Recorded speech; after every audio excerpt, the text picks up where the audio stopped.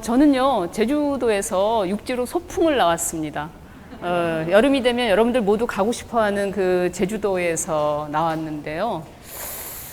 경향신문이 2020년도에 사람들에게 한번 질문을 해봤습니다.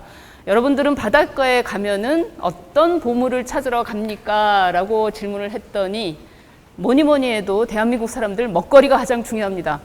그래서 첫 번째 해산물 먹거리를 먹으러 바닷가를 갑니다 라고 대답을 했고요. 그 다음에 두 번째는 바다 경치를 보러 바닷가를 갑니다 라고 대답을 했습니다. 여기 이 친구들 과연 바다를 향하고 있기는 한데 어떤 보물을 찾으러 가는지 궁금합니다. 자, 그렇다면 이 친구는 바다에서 어떤 보물을 찾고 있을까요? 근데 우린 알 수는 없어요. 여기에 보면은 아무것도 없습니다. 그런데 이 친구 뒤에 배경에 보면은 녹색이 보여요. 뭐가 자라고 있는 걸까요? 녹조류. 어린이들의 답이 어른들보다 맞았습니다. 자, 이 친구한테는 바닷속 보물이 뭔지는 모르겠습니다. 그런데 저한테 여기 누구 같아요? 접니다. 저는 과연 어떤 보물을 찾으러 바다를 가는지, 아무튼 이때도 바다에 가서 보물을 찾고자 합니다. 자, 우리가 보물이라고 하는 단어를 봤을 때 이 뜻은 귀중하고 값진 어떤 물건입니다.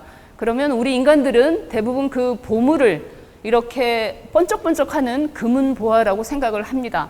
그런데 저한테는 바닷속에 있는 보물이 이런 금은보화가 아니라 바로 이 뒷배경에 보이는 해조류입니다. 따라서 오늘 저는 바다에, 제가 생각하는 바다의 보물, 해조류에 대해서 여러분들에게 말씀을 드리고자 이 자리에 왔습니다. 저는 제주대학교에 있고요. 그리고 그 기초과학 연구소에서 연구소장으로 재직을 하고 있습니다. 해조류 보물, 귀중하고 값진 물건에 대해서 해조류의 그 일반적인 이야기들을 여러분들과 나누고자 하고요. 그 다음에 맨 마지막엔 저는 해조류 분류학자입니다. 그러면 해조류 분류학을 연구해서 얻는 그 결과들, 해조류 다양성에 대해서 말씀을 드리고 강연을 끝을 내겠습니다. 해조류는 이렇게 바다 환경에서 자라고 있는 식물입니다. 우리가 식물이라고 했을 때 일반적으로 다 광합성을 합니다. 그렇기 때문에 큰 범주에서는 식물에 속하지만, 그럼 해조류하고 육상식물하고 가장 큰 차이는 육상식물처럼 뿌리, 줄기, 잎이라고 하는 그 구분이 없습니다. 육상식물의 뿌리, 줄기, 잎은 영양분을 서로 전달할 수 있는 관다발 조직이 있다는 것인데, 해조류는 그와 같은 영양분을 몸 전체로 흡수하고 방출을 합니다. 물이라는, 바다라는 환경을 통해서. 그래서 그게 가장 큰 차이고요. 여기 색깔을 보면은 녹색도 보이고, 이게 제대로 표현이 됐는지는 모르겠습니다. 그 다음에 붉은색도 보이고, 그리고 갈색도 보이죠. 그래서 녹조, 갈조, 홍조류로 구분을 합니다. 우리나라에는 현재까지 한 900여 종 정도가 보고가 되어 있습니다. 자, 해조류를 영어로 씨위드라는 표현을 쓰기도 합니다. 씨위드는 그야말로 바다에 살고 있는 어떤 잡초 정도로 표현이 됐는데, 그거 말고 학술적으로 로도파이타 이러면 홍조류고요. 그 다음 페오파이타 이러면 갈조류, 클로로파이타 그러면 녹조류입니다. 이러한 용어를 처음으로 썼던 사람은 1836년에 아일랜드 더블린 대학의 하베이라는 교수가 처음 썼어요. 이제 색깔을 보시면 녹조류 아주 녹색이죠. 갈조류 갈색이고 홍조류 북스입니다. 실제로 이들의 그 색깔을 나타내는 화학 성분들을 살펴봤더니 홍조, 갈조, 녹조류 모두 똑같이 엽록소라고 하는 성분을 갖고 있었는데, 광합성을 하는 모든 식물들은 다 엽록소 A는 공통적으로 갖고 있습니다. 그러면 엽록소 A 말고 나머지 홍조류만이 갖고 있는 독특한 색소가 있어요. 그게 바로 피코빌린 단백질이라고 하는 것이고, 갈조류는 엽록소 A와 C 그리고 갈조소를 갖고 있습니다. 녹조류는 엽록소 A와 B 등을 갖고 있습니다. 여기 나머지 것들은 또 뒤에서 설명을 할 겁니다. 자, 여러분들 궁금하지 않습니까? 과연 해조류는 어떤 생활사로 살아가고 있는지. 여름만 되면 이렇게 해안가에 그 파래가 대량으로 발생이 돼서 이렇게 문제를 일으키고 있습니다. 자, 이 파래의 생활사는 과연 어떨까? 녹조류 중에 대표적으로 파래의 생활사를 살펴보겠습니다. 우리가 세대교번이라는 표현을 쓰는데요. 이것은 유성생식을 하는 세대와 그 다음에 무성생식을 하는 세대가 번갈아 가면서 나타나는 현상을 얘기합니다. 자, 유성생식을 할 때는 수배우체와 그리고 암배우체가 필요하죠. 이들이 성숙을 하게 되면 배우자 세포를 만들어냅니다. 파래의 배우자 세포는 모양이 똑같아요. 즉, 암 배우자와 수배우자. 다른 말로 수배우자는 정자일 것이고 암 배우자는 알 정도로 생각할 텐데 파래는 그런 개념이 없어요. 다 똑같이 편모. 여기 보면 이렇게 희미하게 줄이 보입니다. 이 편모를 달고 있으면서 똑같은 모양으로 얘네가 방출이 되면 빙글빙글빙글 돌다가 일정한 시간이 지나면 지들끼리 짝을 지어요. 그래서 접합자를 형성하고 그것이 착상이 되고 발화를 하면 이렇게 포자체로 성숙을 합니다. 자, 이 포자체는 다시 유주자라고 하는 무성생식 상태로 유주자를 만들어내요. 그러면 얘네가 다시 방출이 되고 발육을 하면 배우체를 만듭니다. 자, 요 배우체의 형태와 포자체의 형태가 보기 어떻습니까? 같아 보여요? 달라 보여요? 모르겠어요? 자, 얘네는 같습니다. 그래서 동형, 세대교번이라고 표현을 합니다. 배우체의 형태와 포자체의 형태가 같은 경우입니다. 그 다음에 생식, 접합자의 그 형태를 기준으로 암수 배우자의 형태가 같다고 얘기했습니다. 그래서 동형 접합성 생식을 합니다. 그 다음에 무성생식과 유성생식은 말씀을 드렸고요. 그 다음에 갈주의 생활사를 볼까요? 자, 오늘 생일을 맞은 분들 미역국을 드셨을 텐데요. 우리가 먹는 이 미역의 몸체, 미역의 엽체는 포자체입니다. 포자체. 이 포자체가 무성적으로, 그리고 이거 미역의 귀에 해당이 되는데 이 귀 부분에 사실은 그 유주자가 잔뜩 들어가 있어요. 포자가. 거기에서 유주자가 방출이 되면 그 유주자도 역시 편모를 달고 있어서 운동을 하고 움직입니다. 그러다가 일정한 곳에 정착을 하고 발화를 하게 되면, 자, 배우체의 모양을 한번 보세요. 배우체의 모양과 포자체의 모양이 어떻습니까? 완전히 다르죠. 이래서 미역은 2형 세대교번을 한다라고 표현을 합니다. 그리고 이제 이 생활사를 돌게 되죠. 그런데 여기는 표현이 안 됐지만 미역은요, 웅성 배우체는 그 편모, 운동성 편모를 갖고 있는 정자를 방출하고요. 그리고 자성 배우체는 에그를 만듭니다. 그래서 미역은 난접합성 생식을 하는 해조류입니다. 그 다음에 홍조를 볼까요? 가장 대표적인 김. 김은 네모나게 생기지 않았습니다. 자, 김은 이렇게 타원형이거나 또는 아니면 동그랗게 생겼거나 또는 길쭉하게 생겼습니다. 우리가 먹는 김은 배우체 세대입니다. 배우체. 마찬가지로 배우체에서 수암 생식기관을 만들고 거기에서 정자를 방출하고 요 암생식기관의 형태를 띠다가 수정을 하면 과포자를 만들고, 그리고 실처럼 생겼다 해서 사상체라는 표현을 쓰는데요. 사상체의 포자체를 형성을 합니다. 이게 뭔가 하면요, 그 굴 껍질입니다. 김은 이렇게 사상체 형태의 포자체가 굴 껍질 안쪽에 솜털처럼 들어가서 붙어 있습니다. 이래서 더운 여름을 깊은 바닷속에서 살고 있습니다. 그러다가 수온이 떨어지면 얘네가 가을쯤, 11월 달쯤 되면 이제 슬금슬금 이렇게 포자를 내고 발화를 하게 되면 배우체의 형태가 됩니다. 그래서 배우체와 포자체의 형태가 완전히 다르기 때문에 E형 세대교반에 속하고요. 뭐 여기서는 사실 난접합이다라는 표현은 좀 어울리지 않은 것 같고. 자, 이 사진에 1번 사진과 2번 사진 중에 어느 게 정자를 표현한 사진일까요? 이 현미경 사진이에요. 1번과 2번 중에. 자, 테라리움 만들던 학생, 이거 1번과 2번 중에 어느 걸까요? 정자. 이런 거, 그렇지. 1번이에요, 1번. 1번이, 미안합니다. 선물이 없어서.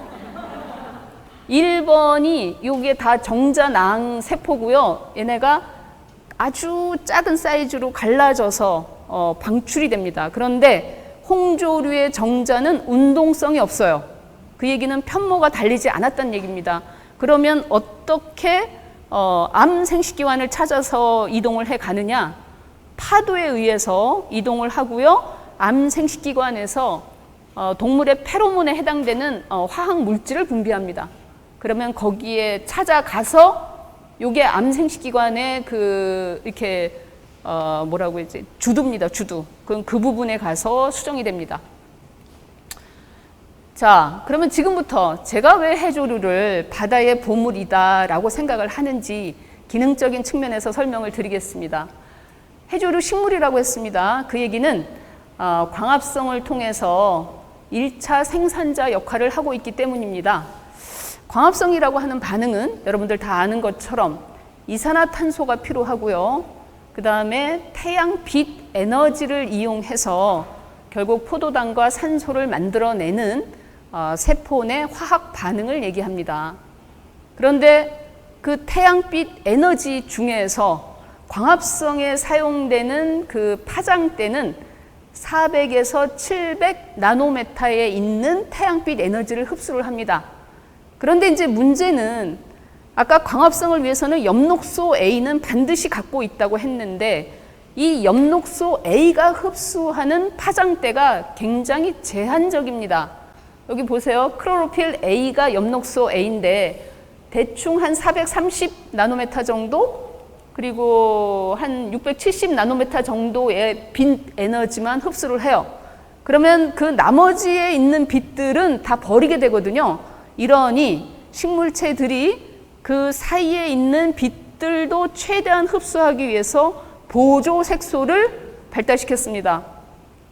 예를 들면 엽록소 B가 흡수하는 파장대, 루테인이라고 하는 다른 보조 색소가 흡수하는 파장대, 카로틴, 크산틴, 리코펜 등등 굉장히 다양한 보조 색소를 발달시켜서 가능한 한 많은 태양빛 에너지를 흡수를 해서 이것을 엽록소 A에 전달을 하게 되면 그 이후에 광합성 효율이 높아지게 되는 것입니다.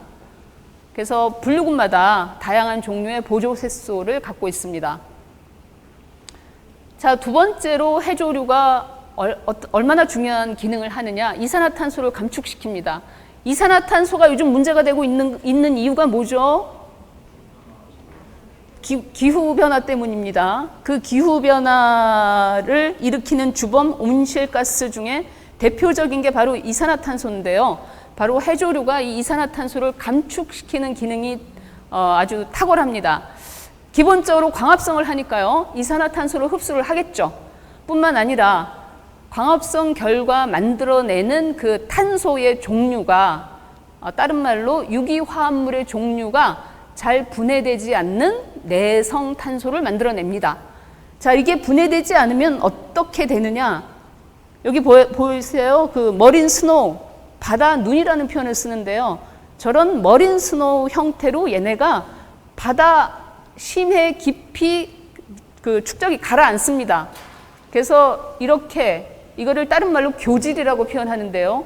이런 심해로 이동되는 이 분해되지 않은 유기 퇴적물, 이것들이 결국은 석탄, 석유, 메탄 등으로 우리 인류가 활용하고 있는 화석 연료가 됩니다. 자, 이런 바다의 유기화합물이, 이거는 이제 분해되지 않는 유기화합물을 얘기합니다. 이 유기화합물이 심해 바다의 퇴적물로 수송되는 이 과정을 일컬어서 우리 생물학자들은 biological 펌프라는 용어로서 개념을 설명하고 있습니다. 물론 이 머린 스노우 안에는 해조류의 탄소뿐만이 아니라 뭐 예를 들어 식물 플랑크톤 중에 분해되지 않는 탄소 성분, 그 다음에 동물 플랑크톤, 뭐 세균, 그리고 그 해양 동물의 배설물 등등도 다 합쳐진 것이 바다 눈입니다. 머린 스노우. 이것들이 그게 뭐 얼마나 한 양이 될까라고 궁금하겠지만 엄청난 양입니다. 우리 인류가 석탄이나 석유로 뽑았을 만큼의 엄청난 양이에요. 뿐만 아니라 해조류의 몸에 그 탄산칼슘, 이걸 석회화가 된다고 얘기하는데요. 탄산칼슘의 형태로 퇴적층을 만들기도 하고, 그리고 홍조류의 경우는 이렇게 또 몸 바깥으로 석회조류의 형태를 띠기도 합니다. 이거 석회조류 또는 산호조라는 표현을 써요. 여러분들 산호초 들어봤죠? 산호초는 동물입니다. 자, 산호조는 홍조류입니다. 홍조류. 다릅니다. 더불어서 실제로 해조류가, 이거 개도박은 홍조류의 일종인데요. 홍조류 개도박이 열대 우림의 육상식물들이 흡수하는 이산화탄소의 양보다도 5배가 더 많다라고 하는 연구 결과가 발표되기도 했습니다. 자, 그 다음에 해조류는 수질 정화 능력이 뛰어납니다. 그래서 해조류가 풍성한 바다 환경에서는 바닷물이 깨끗해요. 그래서 생물 여과자로서의 기능을 한다. 해수에 녹아있는 그 다양한 영양염과 중금속 등을 흡수를 해서 수질을 개선시키고요. 그 다음에 광합성을 한다고 했으니 그 산물로서 포도당과 산소가 방출이 됩니다. 그래서 산소가 풍부한 바다 환경을 만들고, 그 덕분에 다양한 동물들의 서식처, 산란장, 그 다음에 먹이를 제공하고 있어요. 이러니 당연히 해조류는 바다에서 없어서는 안 될 중요한 보물입니다. 자, 요 사진은요, 미국 스미소니안 그 박물관에 있는 수족관 사진입니다. 거기에서는 수족관의 그 물을 어떻게 교환시키고 있는가 하면, 바로 수족관 물을 뽑아서 이렇게 해조류로 구성된 요 시스템을 거쳐서 해조류로 그 수질을 정화시킨 다음에 정화된 물을 다시 수족관으로 보내는 그런 시스템을 구축하고 있습니다. 이러니 해조류는 수질 정화 능력도 담당하고 있는 바다의 보물입니다. 자, 그 다음에 지금까지 말씀드린 것은 그 자연, 해양 환경, 그 생태학적인 측면에서의 해조류의 그 기능이었다면, 지금부터는 실제로 해조류가 인간에게 이익을 창출시키는 금은보화를 만들어주는 관점에서 설명을 드리겠습니다. 해조류 산업입니다. 그동안 해조류 산업은 산업 원료 그리고 식품으로 사실은 많이 이용이 돼 왔습니다. 그런데 이제 빠르게는 한 20여 년 전 또는 10여 년 전부터 생물 에너지, 의약품, 무슨 사료, 화장품, 해조류를 원료로 많은 그 산업들이 개발되고 있습니다. 여기에 보이는 이 종류들, 과연 이 산업의 종류 중에 어느 거의 원료들일까요? 맞춰보세요. 네? 먹는 거예요. 맞습니다. 다 먹는 해조류입니다. 자, 해조류가 그렇게 다양한 산업의 원료로 될 수 있는 이유는, 또는 그 중요한 성분들은 바로 해조류 다당류 때문입니다. 그것이 바로 홍조류는 특별히 한천과 카라기난, 한천의 대표적인 분류구는 우뭇가살이고요. 그 다음에 카라기난이라고 하는 것은 진두발이나 유큐마, 이 두 종류는 우리나라에 없습니다. 그리고 갈조류는 알긴산, 그리고 후코이단이라고 하는 해조류 다당류 성분 때문에 아주 몸값이 높아지는 그런 경향이 있습니다. 자, 이 사진이 뭔지 혹시 아십니까? 이 사진. 네네네. 지금 저는 이제 양식산업, 우리 전 세계적으로 중국, 한국, 일본 아주 대단한 그 양식 국가인데요. 양식산업 국가인데, 이거는 그 미국 나사에서 띄운 인공위성에서 찍은 완도 주변의 양식장 사진입니다. 자, 2017년 그 통계에 의하면 우리나라 해조류 생산량을 살펴봤을 때 가장 많은 생산량은 미역입니다.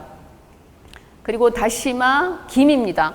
그런데 실제 생산 금액은 김이 가장 많습니다.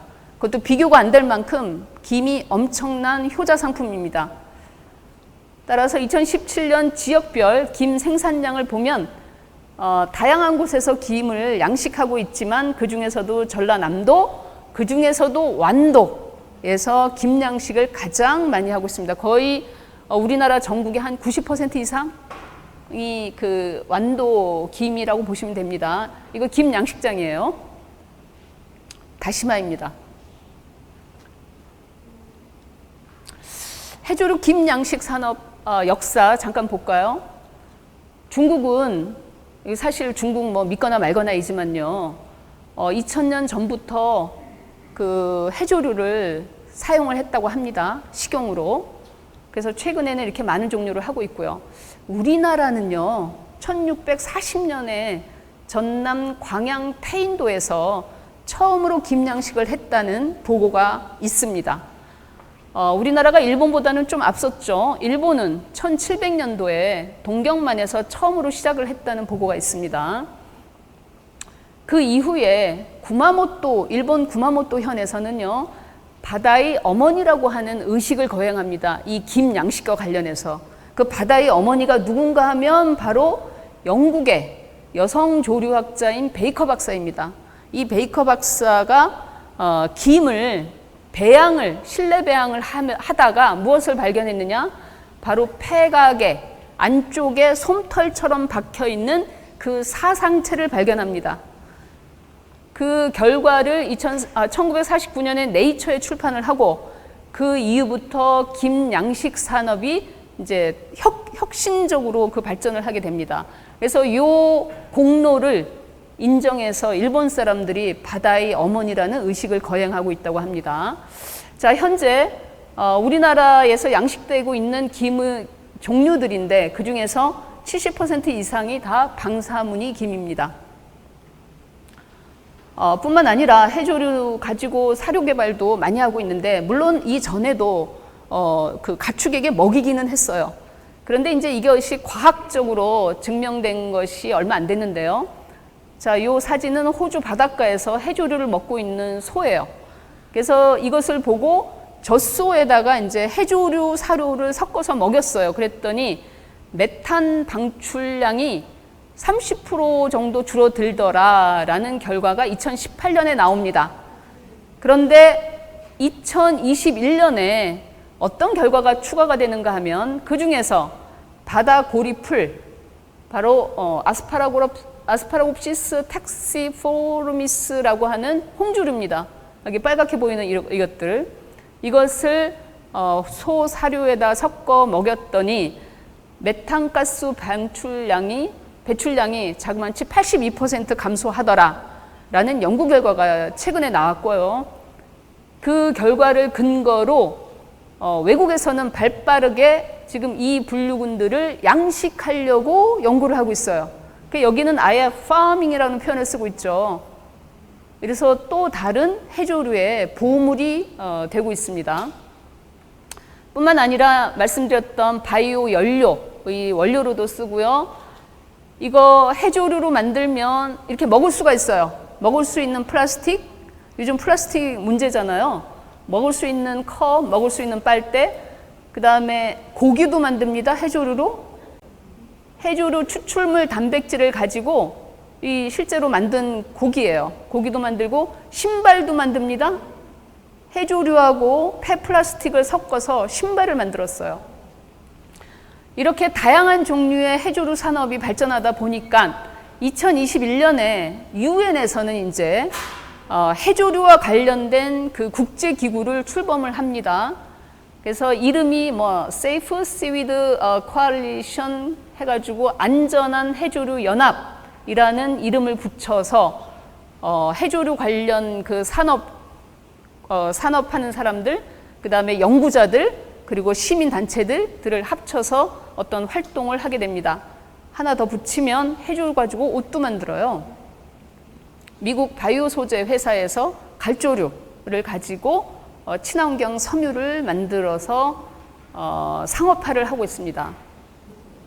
자, 이제 지금부터는 제 전공에 대한 얘기를 하겠습니다. 저는 그 분류학을 전공했고요. 그 분류학이라고 하는 학문은 오랜 시간을 들여서 해조류를 채집하고 관찰하고 그렇게 해서 어떤 그 해조류 다양성을 살펴보는 그러한 연구 분야입니다. 자, 현장에 가면은 이렇게 각 종마다 그 식물 해조류가 자라고 있는 생태 사진을 찍습니다. 이거는 그래서 해조류 생태 사진이고요. 이거 토시입니다. 여러분들이 알만한 것이 파래. 그 다음에 채집한 해조류들을 연구실로 가지고 오면 그걸 가지고 표본을 만듭니다. 이렇게 다양하게 건조 표본을 만들고요. 이 중에서 혹시 여러분들이 알만한 분류군이 있을까요? 하나라도 있나요? 네, 파래. 네. 자, 그러면 제주도의 해조류 다양성을 한번 보겠습니다.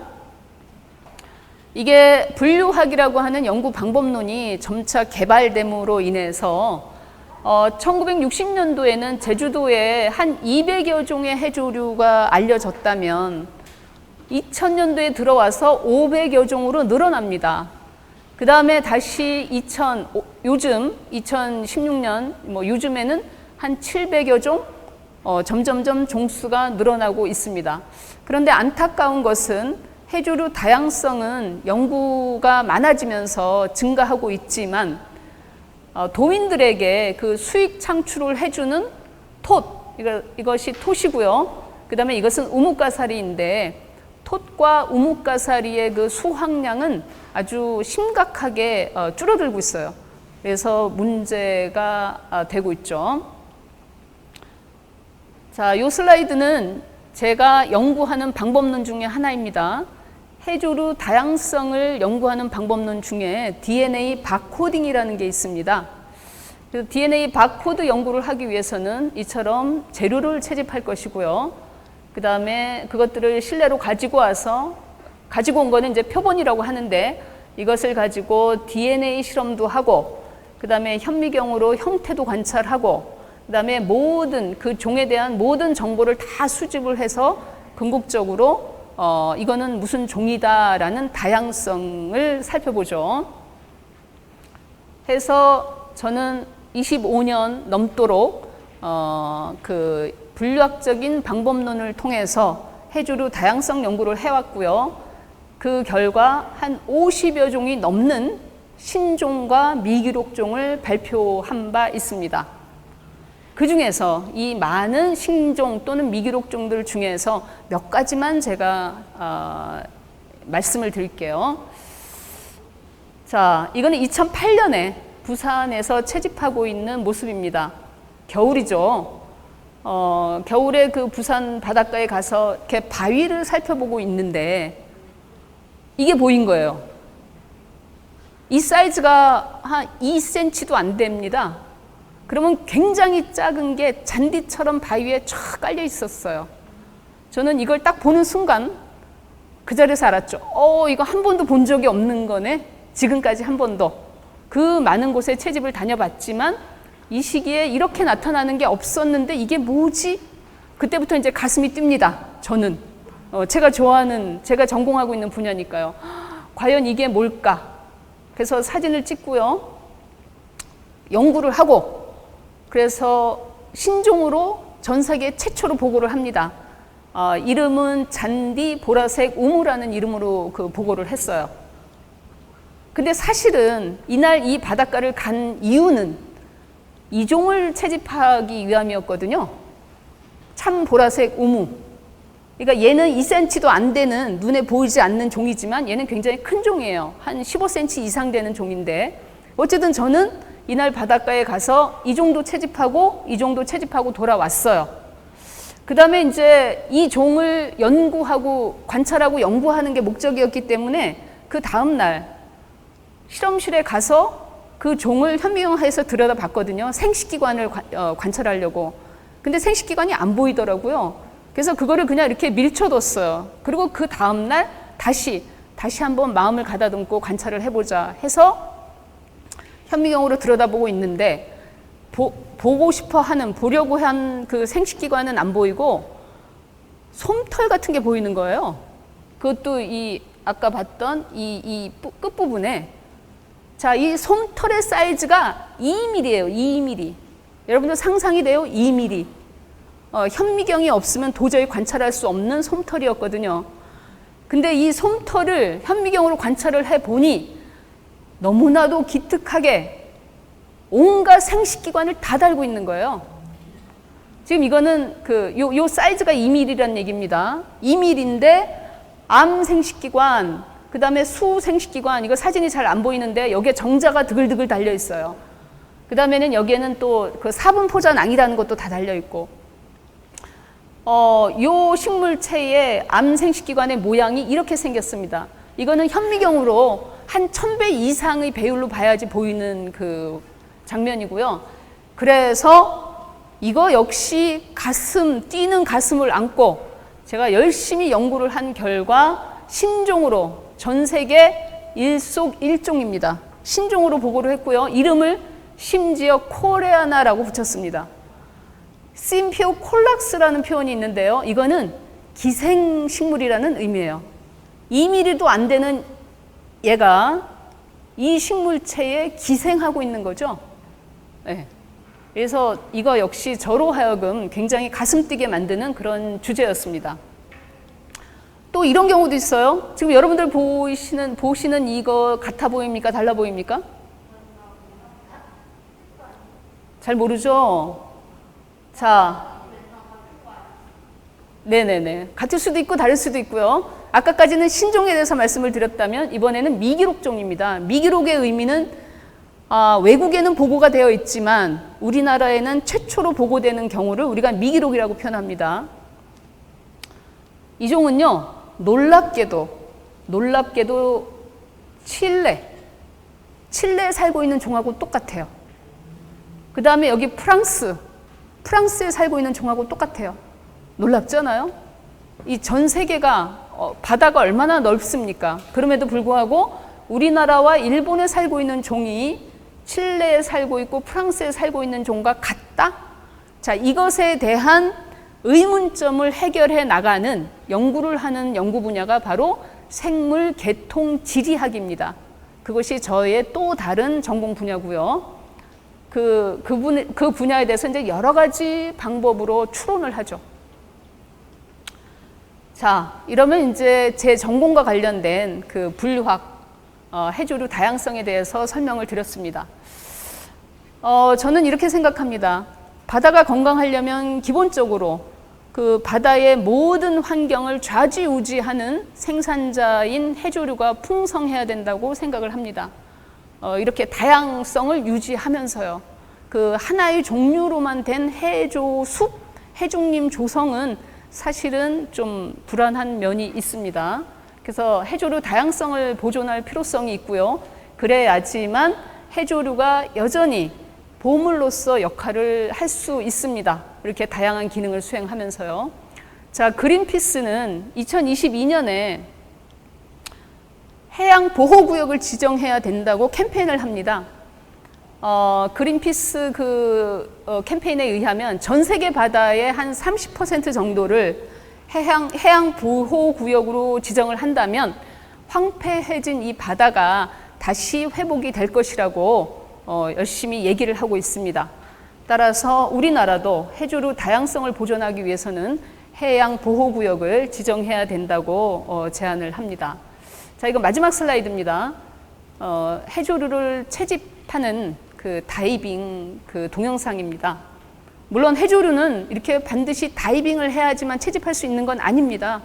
그 바닷물이 빠졌을 때 조간대에서도 채집을 할 수 있습니다. 이 그 동영상을 끝으로 정리를 하도록 하겠습니다.